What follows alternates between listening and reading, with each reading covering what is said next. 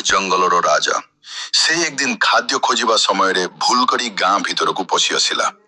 ବାଘକୁ ଦେଖି ଗାଁର ଲୋକମାନେ ଭୟରେ ଘର ଭିତରକୁ ପଳାଇଗଲେ।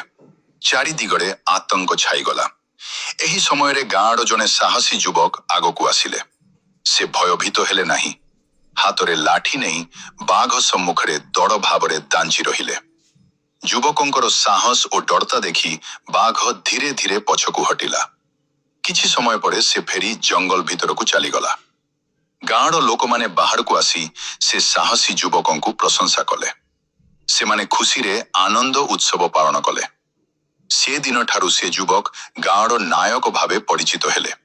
ଏହି ଗଳ୍ପର ଶିକ୍ଷା, ସାହସ ଥିଲେ ବଡ଼ ବିପଦକୁ ମଧ୍ୟ ଜିତି ହେବ।